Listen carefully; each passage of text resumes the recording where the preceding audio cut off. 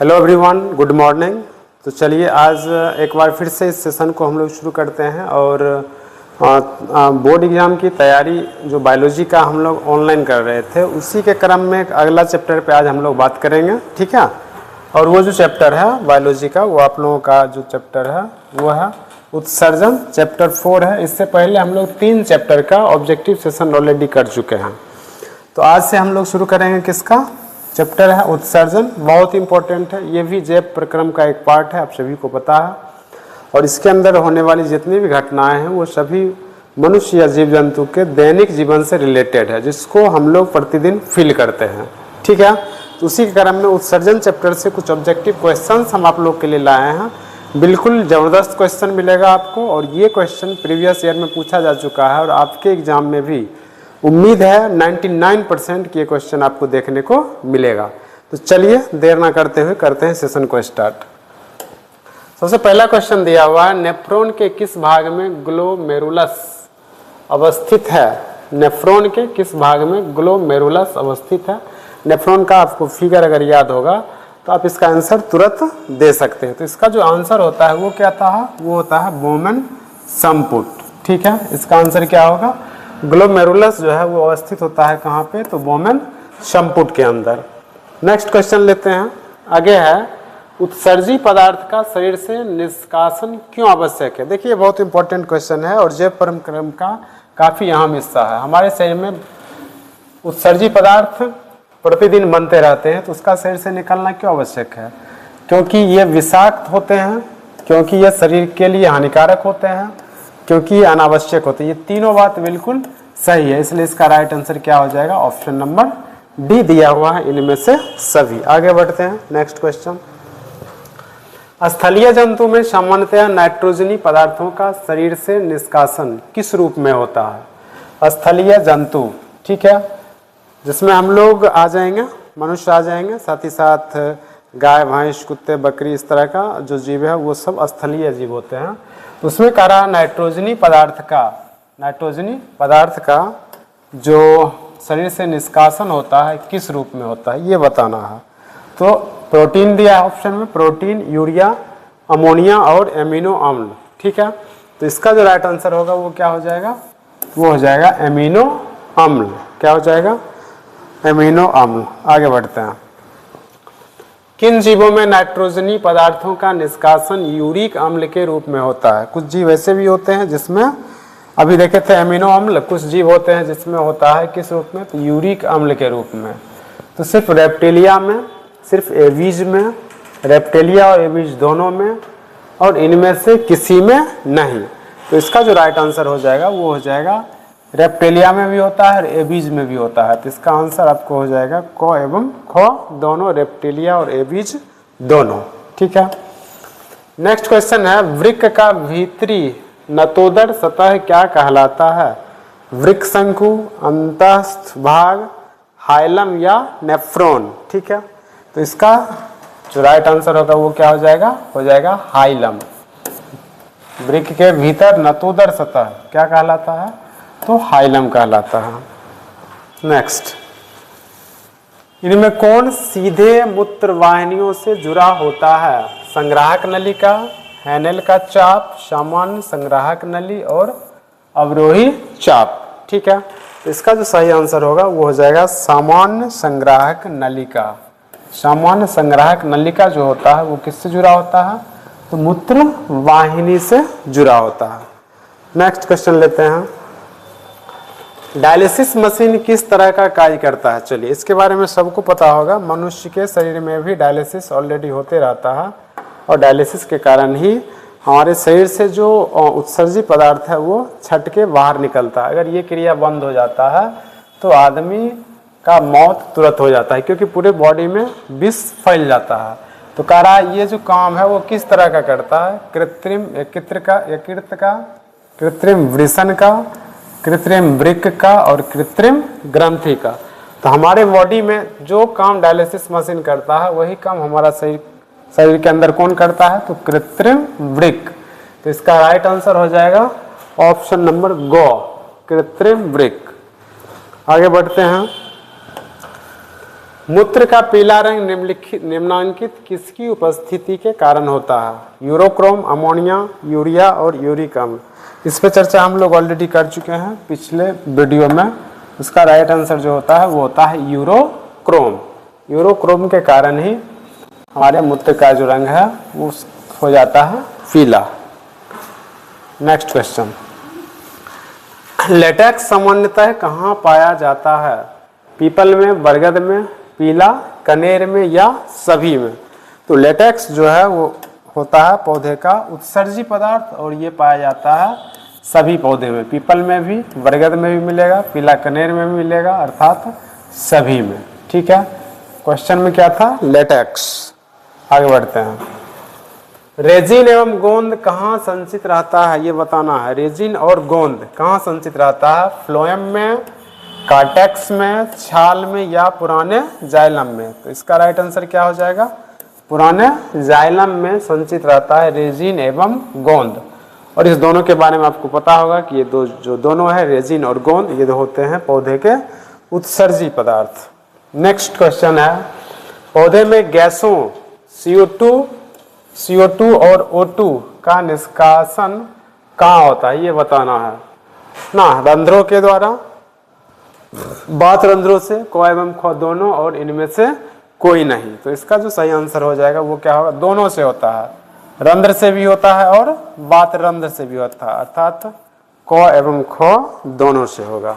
Next, मानव मूत्र में साधारणतः यूरिया की प्रतिशत मात्रा बताना है। मानव मूत्र में यूरिया की जो प्रतिशत मात्रा है दिया है 96%, 2%, 4% और 60%। तो इसका जो राइट आंसर होता है वो होता है 2%। ठीक है, आगे बढ़ते हैं। नेक्स्ट क्वेश्चन है, प्रत्येक नेफ्रॉन में स्थित एक प्याले जैसी रचना होती है। फिर वही आ गया, अगर नेफ्रॉन का फिगर आपको याद है तो आप इसका आंसर आराम से दे सकते हैं। तो पूछ रहा है कि नेफ्रॉन में स्थित प्याले जैसी रचना क्या कहलाती है? बोमेन संपुट, ग्लोमेरुलस, अधिरोही चाप, संग्राहक नलिका। तो इसका सही आंसर क्या हो जाएगा? तो बोमेन संपुट हो जाएगा। आगे बढ़ते हैं। प्रत्येक मानव वृक्क में नेफ्रॉन की संख्या कितनी होती है? प्रत्येक मानव के वृक्क में नेफ्रॉन की संख्या कितनी होती है? तो ऑप्शन है 10, 100, 10,000 और 10 लाख। तो इसका जो राइट आंसर होता है वो होता है लगभग 10 लाख। प्रत्येक मनुष्य चाहे बड़ा हो या छोटा हो, उससे मतलब नहीं है, उसमें जो है नेफ्रॉन, उसके वृक्क में नेफ्रॉन की जो संख्या होती है वो कितना होती है? तो 10 लाख के आसपास होती है, 10 लाख के आसपास। मानव शरीर में वृक्क किस स्थान पर अवस्थित होता है ये पूछ रहा है। वक्ष गुहा के पृष्ठ तल पर, कशेरुक दंड के दोनों ओर, उदर गुहा के पृष्ठीय तल पर, कशेरुक दंड के दोनों ओर, उदर गुहा के पृष्ठीय तल पर, कशेरुक दंड की बाईं ओर, वक्ष गुहा के पृष्ठीय तल पर, कशेरुक की बाईं ओर, ये बताना है। तो इसका जो सही आंसर होता है वो जो होता है उदर गुहा के पृष्ठीय तल पर, कशेरुक दंड के दोनों ओर। उदर गुहा के पृष्ठीय तल पर, कशेरुक दंड के दोनों ओर। आगे बढ़ते हैं। मानव उत्सर्जन तंत्र का कौन सा भाग शरीर से सीधे बाहर खुलता है? ठीक है, तो इसमें जो आपको दिया हुआ है मूत्राशय, मूत्रमार्ग, मूत्रवाहिनी और ट्राइगोन। तो इसका सही आंसर जो होता है वो क्या होता है? वो होता है मूत्र मार्ग, चूंकि ये जो होता है ये शरीर से कहाँ खुलता है? तो बाहर खुलता है। नेक्स्ट क्वेश्चन है, वृक्क बाहर से संयोजी उत्तक तथा आरेखित पेशियों से बना जिस रचना से घिरा होता है क्या कहलाता है? तो इसका जो नेफ्रॉन, मेडुला, कॉर्टेक्स या कैप्सूल। तो इसका राइट आंसर क्या होगा? कैप्सूल। नेक्स्ट, मूत्रवाहिनी वृक्क के किस भाग से बाहर निकलता है? शीर्ष से, निचले भाग से, हाइलम से, निश्चित स्थान से नहीं। तो इसका जो आंसर होता है वो होता है हाइलम। हम लोग एक बार पीछे भी इसका चर्चा ऑलरेडी कर चुके हैं। नेक्स्ट, पौधे में गैसों के निष्कासन के लिए किस क्रिया का उपयोग होता है? पौधे में गैसों के निष्कासन के लिए परासरण, विसरण, वाष्पोत्सर्जन और परिवहन। यहाँ पे आपसे पूछ रहा है किसका? गैसों का। तो इसका जो आंसर होता है, वो जो तरीका होता है, उसको हम लोग बोलते हैं विसरण के द्वारा। ठीक है। नेक्स्ट, पौधे में पाया जाने वाला गाढ़ा एवं दुधिया उत्सर्जी तरल पदार्थ क्या कहलाता है? ठीक है। पौधे में पाया जाने वाला गाढ़ा एवं दुधिया उत्सर्जी तरल पदार्थ याद रखना है, इसको हम लोग बोलते हैं लेटेक्स। इसको क्या बोलेंगे? तो इसको बोलते हैं लेटेक्स। नेक्स्ट, पादप अपशिष्ट संचित रहते हैं पत्तियों में, छालों में, कोशिकीय रिक्तियों में, इनमें से सभी। तो पौधे में जो अपशिष्ट पदार्थ होते हैं, जो अपशिष्ट संचित रहते हैं, वो पत्ती में रहते हैं ऑलरेडी, छाल में भी रहते हैं, कोशिकीय रिक्तियों में भी रहते हैं। अर्थात इसका जो राइट आंसर होगा वो हो जाएगा इनमें से सभी जगह अपशिष्ट पदार्थ मौजूद रहते हैं। निम्नलिखित में कौन एमिनो अम्ल के विखंडन से बनता है? CO2, CO, NH2, इनमें से कोई नहीं। यहाँ पे ऑप्शन जो होगा NH2 के स्थान पे होगा NH3। तो बताना है आपको, तो इसका राइट आंसर यही हो जाएगा। कौन हो जाएगा? तो NH3। ठीक है। अगर किसी कारण से किसी मनुष्य का एक वृक्क कार्य करना बंद कर दे तो उसका परिणाम क्या होगा? अगर किसी कारण से किसी मनुष्य का एक वृक्क कार्य करना बंद कर दे तो उसका परिणाम क्या होगा?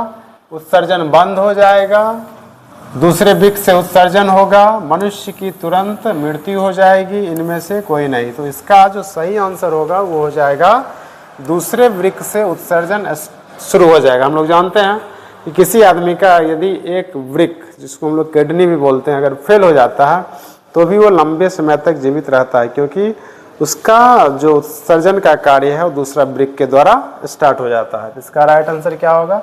दूसरे वृक्क से उत्सर्जन शुरू हो जाएगा। नेक्स्ट,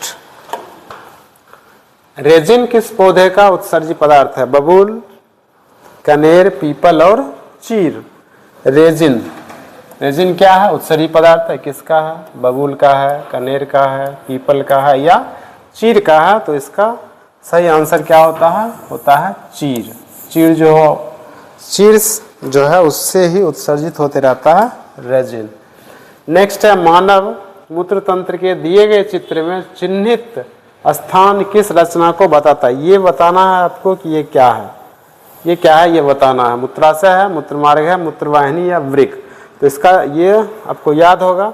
इसका जो राइट आंसर होगा, इसको हम लोग बोलते हैं मूत्राशय। यहीं पे जमा रहता है और समय समय पर शरीर से ये बाहर निकलते रहता है और शरीर से जो उत्सर्जी पदार्थ है इसी प्रकार से बाहर निकलते चला जाता है। तो उसका राइट आंसर क्या होगा? मूत्राशय। ये हमारा वृक्क का फिगर है, सबको पता होगा। ये था उत्सर्जन चैप्टर से 25 ऑब्जेक्टिव क्वेश्चन, जो कि काफ़ी अच्छा है और मैक्सिमम क्वेश्चन जो है वो प्रीवियस ईयर में ऑलरेडी पूछा जा चुका है। इसका कंटिन्यू रिपीटेशन होते रहता है। तो इस 25 क्वेश्चन को आप तैयार करेंगे तो निश्चित ही एग्जाम में इस चैप्टर से रिलेटेड जो क्वेश्चन आएगा वो आपसे छूटेगा नहीं। मिलते हैं फिर नेक्स्ट वीडियो में, तब तक के लिए wish you all the best. Thank you.